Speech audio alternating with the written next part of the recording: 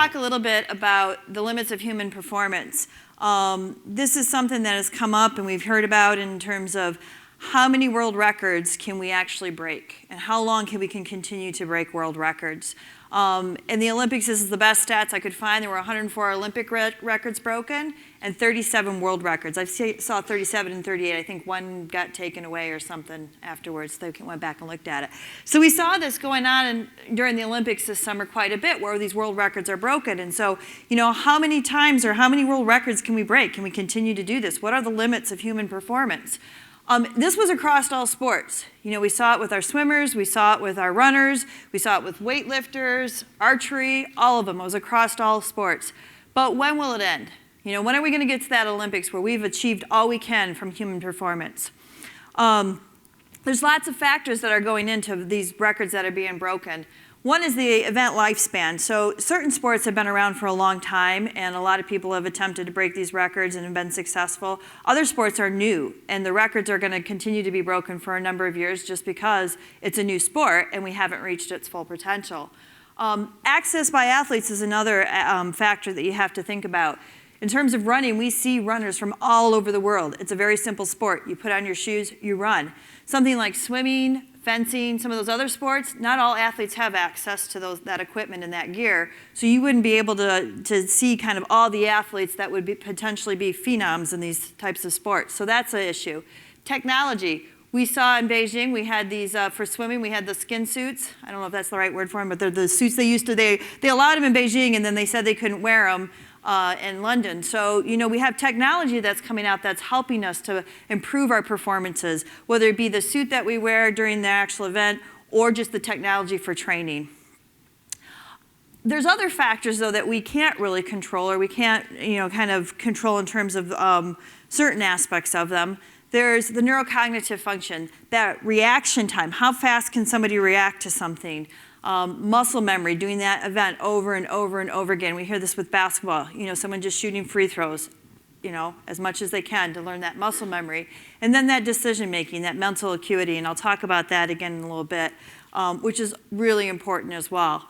Biomechanics is probably our biggest limitation. As humans, we have certain limitations to our body that we're just not going to be able to overcome. Even if we are kind of that rare person that seems to be able to overcome those biomechanical limitations. So when I talk about these neurocognitive factors, and I think you touched about it a little bit, Coach, in terms of mental acuity, that passion, that ability to stay focused. I just recently worked with a marathon runner, Meb, who ran in the Olympics and is going to run in the New York City Marathon. And I was talking to him as we were done rapping for sports science, and I'm like, you go out and you run for a couple hours. What do you think about that whole time? And he's like, I'm always strategizing. There's strategy involved. You have to stay focused. You have to evaluate the runner in front of you. If you go around them, what effect will that have? The whole race, I'm strategizing. I'm always thinking about the race. Which I never even thought of. I just assumed you go out, you run for 2 hours, and you're done. But in marathons, even though it's a long race, there's a lot of that is decision-making that has to occur. As I mentioned, reaction time, especially in sports like fencing and things of that nature. There's only so fast that someone can react. There's neural pathways that have to happen that can only happen in a certain amount of time. So those are things that are limitations. Neural pathways also are what's responsible for some of the muscle memory in terms of doing that over and over again and having the ability to kind of do it with our eyes closed because we've done it so often. Technology that we have available and that I've used in the past, I'm going to talk about briefly. We have an amazing amount of technology available to us now in sports and all sorts of different training events. We have things for reaction time. A couple of these technologies that I've pictured here, one's a D2, it lights up, you're supposed to react to the lights.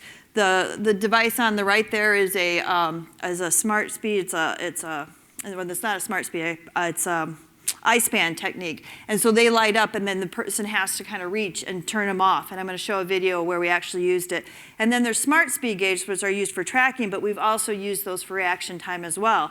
And the more you train and the more you kind of learn to react to certain stimuli, you can get better at, and kind of increase your reaction time. So what I want to do is I'm going to show a clip from sports science where we've actually used one of these techniques. First, we establish my baselines. During strenuous exercise, the percentage of oxygen in my blood remains in the high ice band 90s. technique here. After 20 minutes, we get You'll see. measurements of my reaction time and grip strength.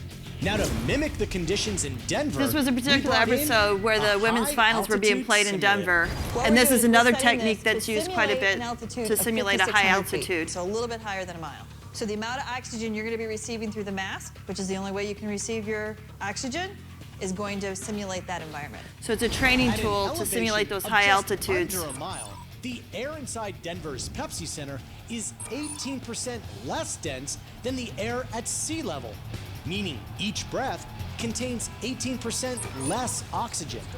At that elevation, hypoxia, or altitude sickness, can set in when the body's blood oxygen saturation level falls below 95%.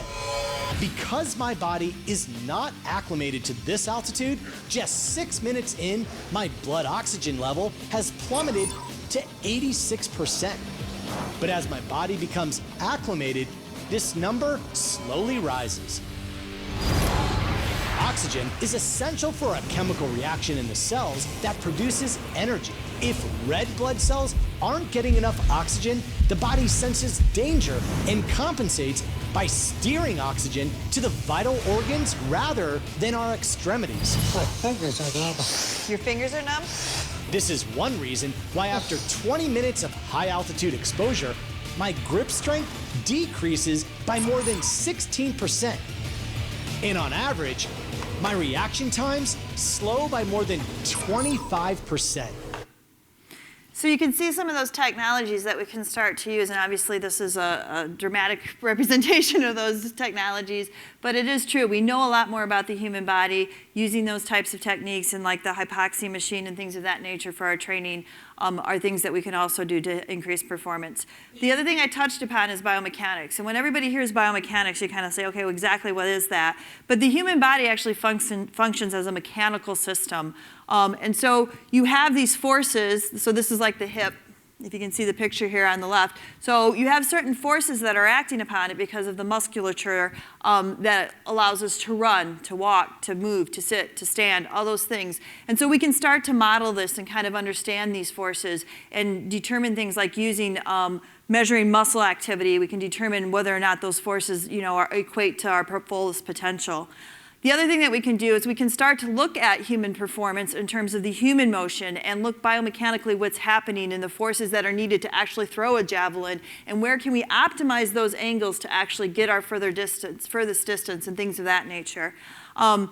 There's a couple different techniques that we can use to study human motion. One is dartfish. This is a technique, this is on the left here, where you can actually just use a regular video camera and do motion analysis of an individual. And this has been great. This is also what you've seen at the Olympics, where you see the divers and you see kind of those slow motion pictures where you have someone making a motion and it shows them in the different positions, which is great because you can really start to analyze it. Talk to a coach about, if you have somebody you're training, if you videotape them and you can show them what they're doing wrong, a lot of times they'll kind of get it and understand what you're trying to show them.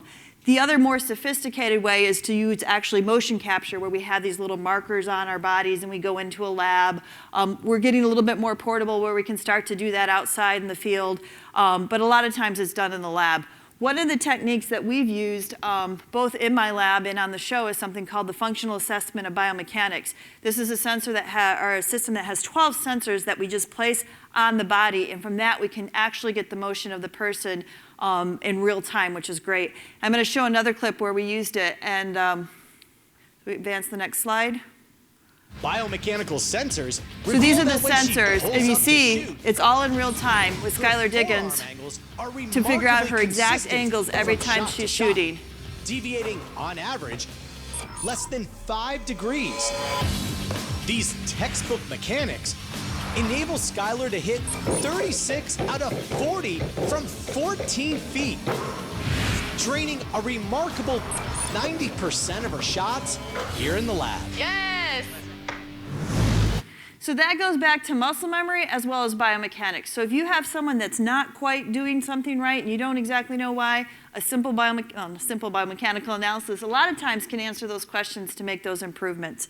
So we start to see some of these technologies come out for a variety of reasons. And you know, I've evaluated a couple of these, the mouth guard and the power band. You saw a lot of, you can see the tape on the shoulder of the volleyball player. The kinesio tape was very popular in this year's Olympics.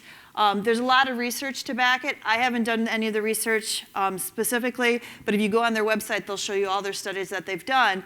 And you know, a lot of these techniques, you know, I think that may help. Power band for sure doesn't. I don't know, based on my research, I haven't seen anything positive with the power band. The mouth guard, we saw a somewhat positive effect, but so all these technologies we have to be cautious of, because you do see these athletes with these power bands and all these things that they think they're going to be, you know, make them that much better. A lot of times it's just a placebo effect, and coming from a coach's perspective, maybe that's not bad either, just to have that effect that they think it's helping them. So, you know, just keep in mind that maybe not all technologies do what they say they do. So, so in summary, technologies are going to improve. We're going to see a lot more wireless sensors that athletes can wear. When we worked with our marathon runner the other day, we had technology we put on his shoes to actually measure his stride length and impact and things of that nature, and whether he was toeing off right and things. So I think that type of technology, wireless technology, is huge right now, which is great. Science is going to advance with that. We're going to understand the human body even better. When you talk about mental acuity, we worked with some NASCAR racers, and the fact that they're, you know, doing these 500 laps, they get dehydrated, and they've worked very carefully to come up with some replacements in terms of fluids and stuff that will keep them mentally acute, so that they can, you know, perform on the track. So those are things that will advance as well. Think Gatorade back when. Now we're starting to see some new formulas come out. Records are going to continue to be broken for years to come, I think. I think we haven't reached our full potentials as athletes. So I do think we'll continue to see world records being broken as in the next Olympics and the next sporting event. So, and I think I'm all set. So.